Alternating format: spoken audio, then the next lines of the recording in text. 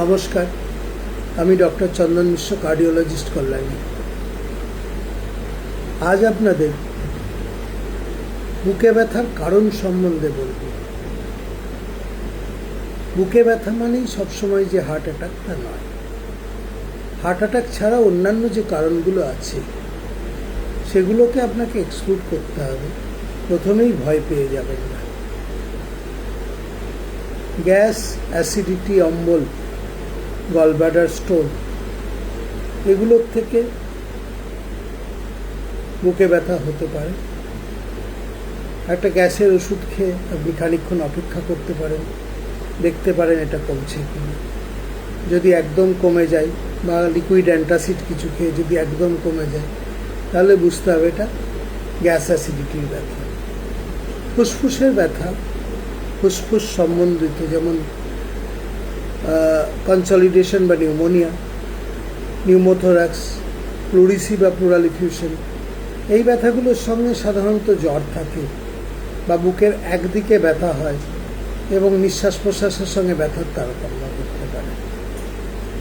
Panic attack, মানসিক উদ্বেগ এবং অতিরিক্ত স্ট্রেস বা মানসিক চাপ কিছু ক্ষেত্রে একটা ডাল একিং পেন বা মৃদুমন্দ ব্যথার সৃষ্টি করতে পারে, যেটা সাধারণত কন্টিনিউয়াস হয় এবং ঘুমানোর পরে বা কোনো অ্যানজিওলাইটিক নেওয়ার পরে কমে যায়। এছাড়া কস্টোকন্ডাইটিস বা অস্থি সন্ধির জয়েন্টের প্রদাহ, মাসল স্প্যাজম, মাসলস পেন,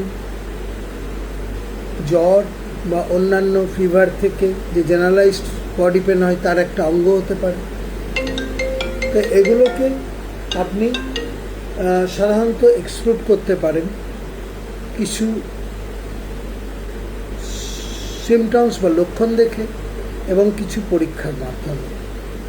কিন্তু হার্টের ব্যথা জানবেন অনন্য।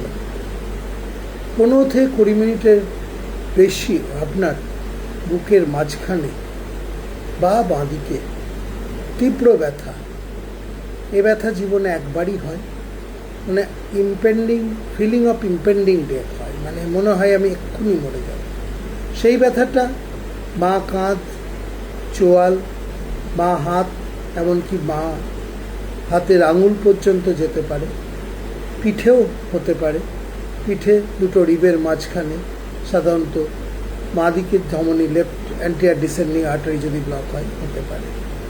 ডান দিকে ব্যথাটা সাধারণত হয় না, তবে ব্যথা তীব্র হলে সাধারণত বুকের ডান দিকেও ব্যথা হয় এবং কখনো কখনো ডান হাতে রেডিয়েশন হতে পারে।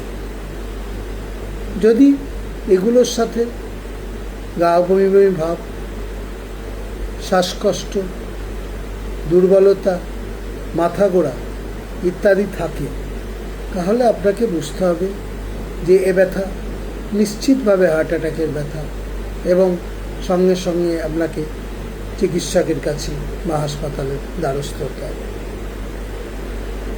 হার্ট অ্যাটাক ছাড়া অন্যান্য যে ব্যথাগুলো আছে সেগুলোও কিন্তু আপনি পরীক্ষা না করে বলে দিতে পারবেন না যে ব্যথাটা হার্ট অ্যাটাকের ব্যথা নয়। কিন্তু কিছু লক্ষণ যেগুলো নিশ্চিতভাবেই হার্ট অ্যাটাকের ব্যথার সঙ্গে সম্বন্ধিত, সেগুলো যদি থাকে আপনি নিশ্চিতভাবে চিকিৎসকের কাছে যান এবং চিকিৎসার ব্যবস্থা করুন। অন্যান্য ব্যথাগুলো হলে সেগুলোর জন্য কিছু টেস্ট করুন এবং চিকিৎসকের পরামর্শ তো অবশ্যই নিতে হবে। কিন্তু হার্ট অ্যাটাকের ব্যথা প্রাণঘাতী, সেটাকে অবশ্যই চিহ্নিত করুন এবং আলাদা করুন বা ডিফারেন্সিয়েট করুন। ধন্যবাদ, সবাই ভালো থাকবেন।